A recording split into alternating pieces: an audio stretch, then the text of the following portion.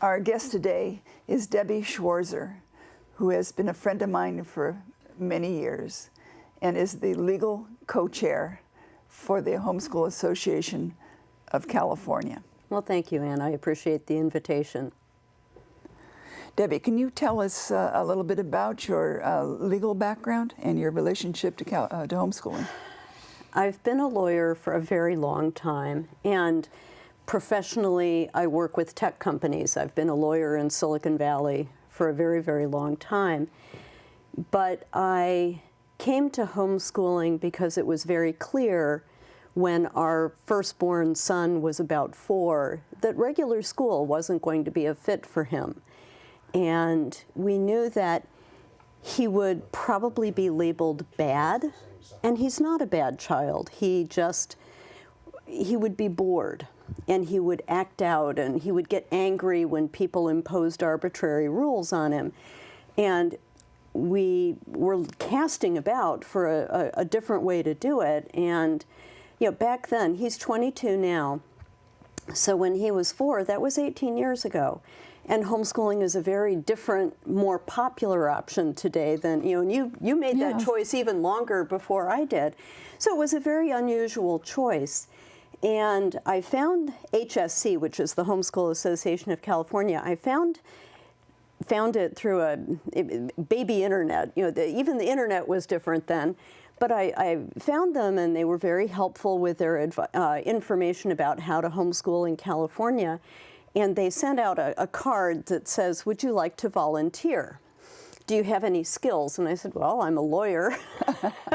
Well, that was a fatal move, because I've been volunteering for HSC for about 18 years.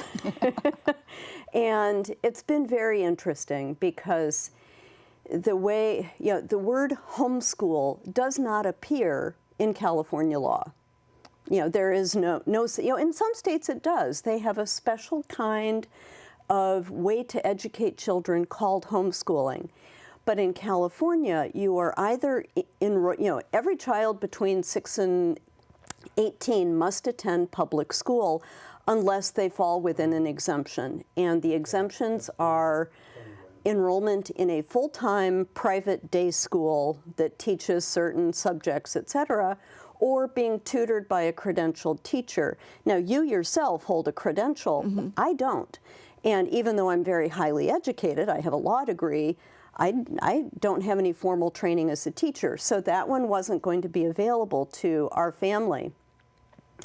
And also 18 years ago, public programs through public schools for homeschooling were pretty limited. There weren't charter school programs, for instance, that allowed most of the work to be done at home, and then monthly meetings with an educational consultant who has a credential.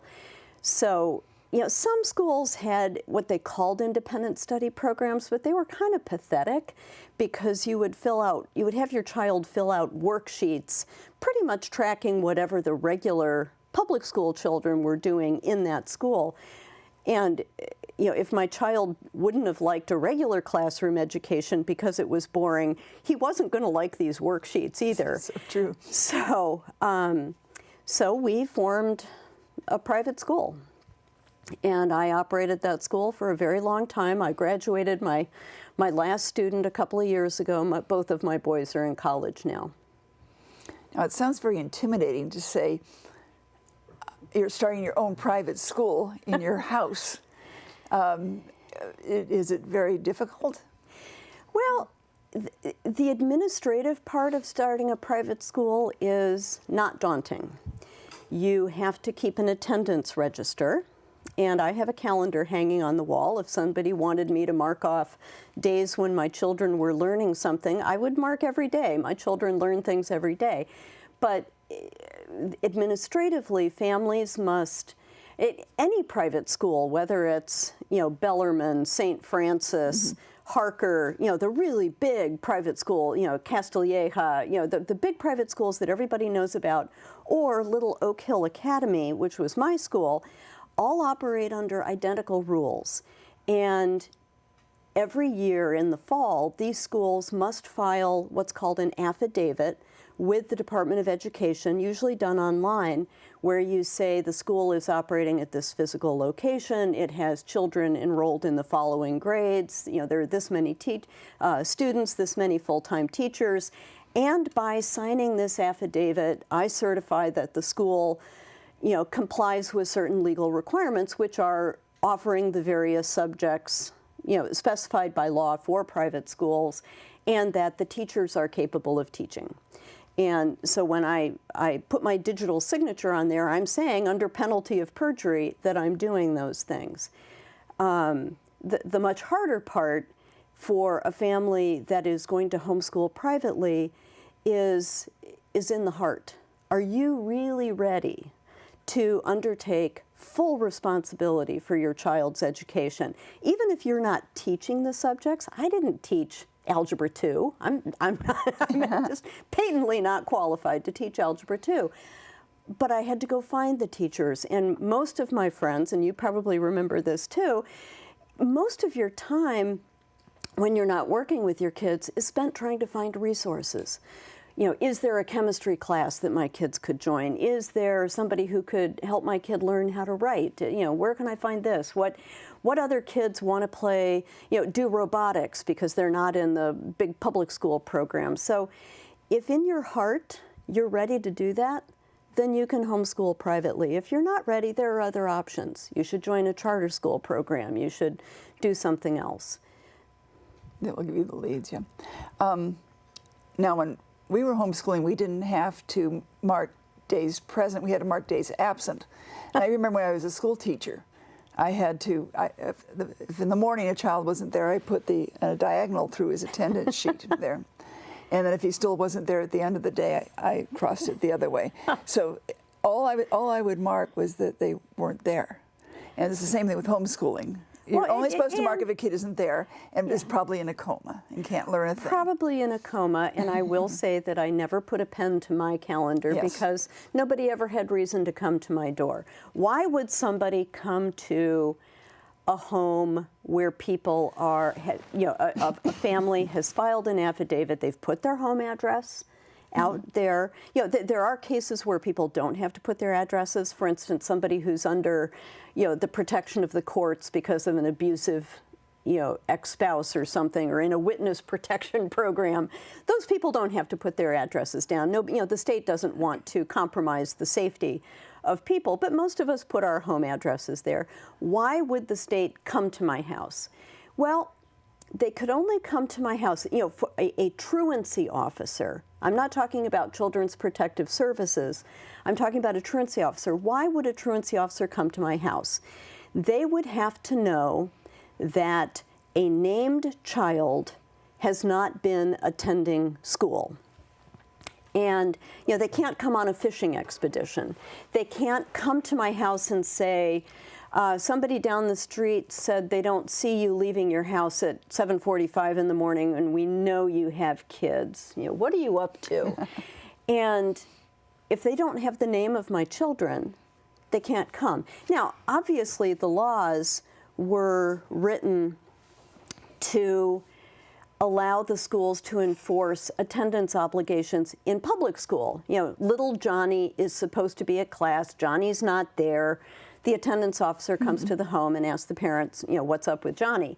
And it's harder with a private school because you don't list the names of students on a private school affidavit. So when Bellarmine, files that where they have 1,500 kids there, they're not listing 1,500 children. So, it's a little tougher to investigate an alleged case of truancy for a child who is not enrolled in public school.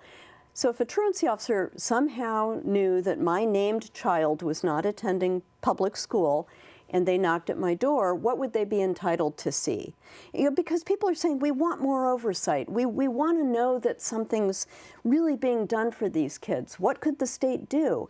They could come to my home, knock on my door, and say, is your child enrolled in, he's not attending the corner elementary school.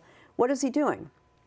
And I could say, well, he is attending my private school. Here's my attendance register, and I'd run into the kitchen and put a big circle, or do whatever. Maybe if I only have to mark days absent, I wouldn't have any markings. I'd say my child has been present at school every day that doesn't have an X on it, and here is my filed affidavit.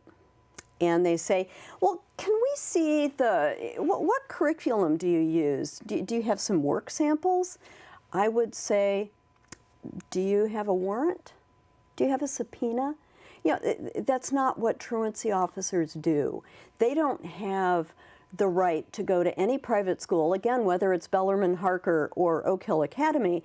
They don't have the right to go and say, prove to us that each of your students is actually learning something. And I think people are surprised by that. They think there should be a rule. Actually, I knew one family who had been with what we now call a private school satellite program, and who had filed the reports or the documentation every year for them. And then the current year, they went out of business, and she didn't even know. I don't know why she didn't know about this. Huh. The truant officer came to her door, and she says, "We're homeschooling," and she couldn't have any of this. She didn't have any of this proof. So the guy the truant officer gave her the materials to file all the information she needed, and said, "I'll be back in 2 weeks. Get this stuff done. You better have it done. Get it done by then." And that was it. She was a little frightened about it. I said, "We can get this done in 2 days, not 2 weeks. We'll go through it here." Uh-huh. And I got it all legal, but she was a little bit of a panic. But absolutely nothing happened. Santa Clara County's very supportive of homeschoolers. Yeah, and not every county is. Mm-hmm. And in the 18 years I've been doing this volunteer work, we have helped so many families who have been challenged in their decision to homeschool. And there are families like mine that never came within the radar of public schools. Mm-hmm. We just never registered our kids. There is no obligation to inform the state, I have a school-age child and I'm going to do something else with them. And in some states there is. Some states require you to file something with the state saying, my little Johnny is now 6 and I'm going to teach him at home. No such thing in California. They don't know. And even my father, who is a fairly conservative ex-military guy, he was surprised to hear that the state doesn't have any way to know where its kids are. I give birth to a child. Mm-hmm. I get a birth certificate for the child because I know life is hard without a birth certificate. But does the state then come looking for that child 5 years later or 6 years later to say, okay, now what are you doing? No. They don't begin to have the resources to do that. Where would they look? People move all the time. And I was telling somebody recently in a conversation, I said, when was the last time you moved? And he said, last week. Yeah, I can do that. And I said, were you required to present any papers at your new place of residence about the presence of minor children in the home and where they were being taught? And he said, of course not. That's creepy. And I said, yeah, it is creepy. This isn't a totalitarian state that needs to control everything we do. They don't know. And that's as it should be. Mm-hmm. They don't need to know.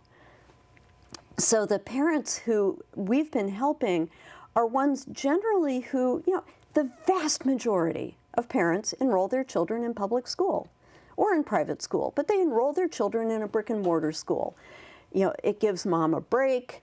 They think they're entrusting this work to somebody who they really think is better suited to do it than they are. That's the 99 point I know you and I struggled with that statistic 10 years ago when we had that horrible case. But the vast majority of people do that. And the people we've been helping are the ones for whom school just did not work for whatever reason. There are people with children like mine who were bored and acted out and got disciplined. And they're not bad kids. It's just this setting isn't meeting their needs. It's not at the right challenge level. It's not the right kind of material. They can't learn in a room with 30 other kids. There are 1,000 reasons why it doesn't work. A lot of families have special needs kids, and they were hoping that the schools, which are required to give a free and appropriate education to every child, were going to provide services that would really help, especially kids on the autism spectrum. And I've heard heartbreaking stories where either services were promised but not given, and why send your kid away for 8 hours every day if he's not being helped? Come home, be in a supportive environment, and I'll find somebody to work with you. Or where the kids were being mistreated, chained to a desk because they were, hard to deal with. And they didn't need to be chained at home, but and even though parents were trying to coach the schools, Johnny does best with this kind of routine, with this kind of an approach. You can understand that for an overwhelmed special needs teacher, that might be hard to follow. So we've helped all kinds of families find a better way by taking on that the primary job of educating their children. It is daunting. There's loads of help out there. There's a ton of curriculum out there. It's not that hard a thing for families to take on. For the families who need it, they need it. They really need it. And everybody else can do what they want. So the question of, what oversight does the state have? The answer is not a whole lot. What about for those who are in a charter school? Do they have a... Charter schools are different. Charter school, if you enroll your child in a charter school that offers independent study, legally that's exactly the same as enrolling your child in the corner elementary school. They're in public school. And, it's a different set of rules the charters have to follow. But, and families usually have a little more leeway in negotiating the curriculum that they're going to use, which you can't do. If you're in Corner Elementary in 3rd grade and they're studying the water cycle, well, by gum, you're going to study the water cycle too, even if you've known it for 5 years. So, but in a charter school, maybe you already know the essence of the water cycle and you want to study something more about meteorology. You could probably convince your teacher, your educational specialist, to let you do that. So that does give families some flexibility. And I've seen it especially with families where there's a custody situation and one parent doesn't approve of homeschooling. Charters can be a good compromise because the disapproving parent at least knows that there is a credentialed teacher working occasionally with the children. And for other families that just don't have the confidence, maybe the parents aren't highly educated and they don't feel like they know where to find things or how to teach things, the charters can be effective for them. But for people, stubborn people like me who think that they can figure it out, we tried a charter or two once here and there because you do get a little bit of money for curriculum. It didn't meet my needs because they wanted me to teach my children in ways that I knew would not work. So we chose not to continue with that. Yes, we used a lot of hands-on stuff. Recently helped a family in Milpitas who was homeschooled one child who just wasn't thriving in schools. And I convinced her to do it the private school affidavit way. And then she talked to her pediatrician. And her pediatrician said, I was homeschooled. We had 8 kids and we'd use a charter. And then she came back to me, should we be using a charter? And I said, well, if you had 8 kids, I would probably advise you to use a charter school too. Because $1,800 a semester per kid? Per kid. Yeah, that would really help when you had 8 kids and someone to help you plan for 8 kids. You would need that. That would be awful. I can't imagine doing that, homeschooling that many kids, which brings us to the family with the 13 kids. You and I both know that if you're chaining your children to their bed, you're not giving them any meaningful education. No. And why did this family file a private school affidavit? Was it because they had taken on in their hearts the ultimate responsibility for educating their children, or was it to keep the truancy officer away? No, it was to keep the truancy officer away. And is there something about this that allowed them to hide? does filing this affidavit allow bad people to hide the abuse of their children? And it's a very, you can kind of understand where that argument's coming from. Well, public school children are in the view of public school teachers who are mandated reporters. They must report to the state any credible belief that a child is being abused. So if these people hadn't filed the private school affidavit, then they would have sent their kids to public school, right? And that's the first problem with the argument. They would have just not filed the private school affidavit. They would have, if you were to adopt intrusive regulations about private schooling, all you're going to do is drive people underground who never file anything. And that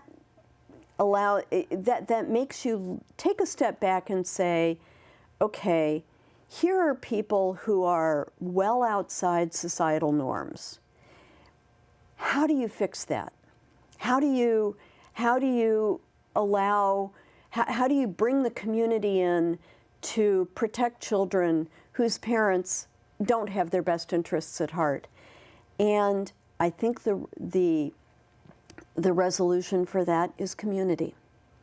What was reported after this family, the Turpin family in Paris, is people who are active in the homeschooling community and who knew about the support groups down there and the different social opportunities, park days, things that are available for families to provide social opportunities. Nobody knew about these people. They didn't belong to anything. They didn't belong to any statewide organizations. They didn't allow their children to socialize with other people. And so it really comes down to, did anybody know that there were 13 kids in that house? Did anybody have any reason to think something really bizarre was happening?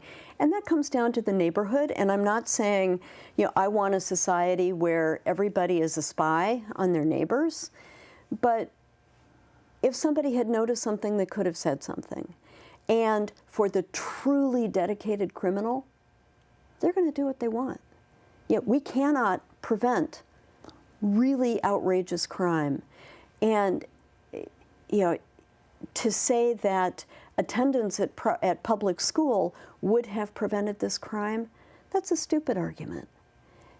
Sometimes the teachers are the ones who are abusing the children. What about the children who are psychologically abused or sexually abused? That doesn't show up.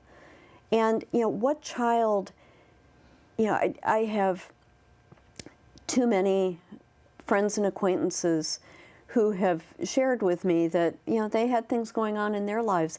Children don't have a way, to think that any child, well, if you're in public school, you're of course going to go to a teacher and tell them. Children don't work that way. They're afraid. And they're not going to confide in adults necessarily. But also the adults are not necessarily going to see. Tragic things happen. And you're not going to prevent them by impinging on the rights of the 99.9% who aren't committing crimes. Yes, there's about 200,000 homeschooled children in California.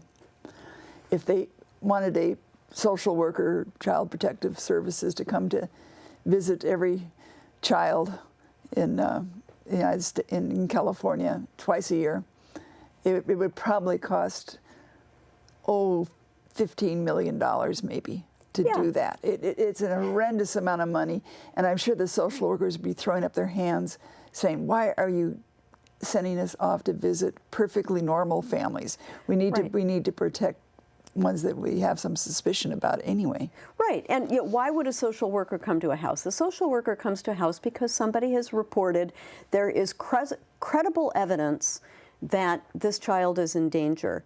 My filing a private school affidavit does not equal child endangerment. Mm-hmm. Why suspect families just on the basis of filing a homeschool affidavit? Why not suspect them because they belong to this or that religion? Why not suspect them because they're below a certain income level? Because I think abuse is correlated with family resources. in order for a rule like this to withstand really constitutional attack, there has to be a reasonable relationship. Is this law that you are passing, let's say that it's visit by a social worker in your home, coming to the door of your home twice a year, that's pretty intrusive. I've never had a social worker come to my house, and I have a clean house and my kids are well fed and groomed, but what if they hit that off day? Yeah. Exactly, where we haven't cleaned up the breakfast dishes and it looks pretty bad. So, it's pretty intrusive to have a state official come to your home. And is there any reason to think that that's going to prevent harm?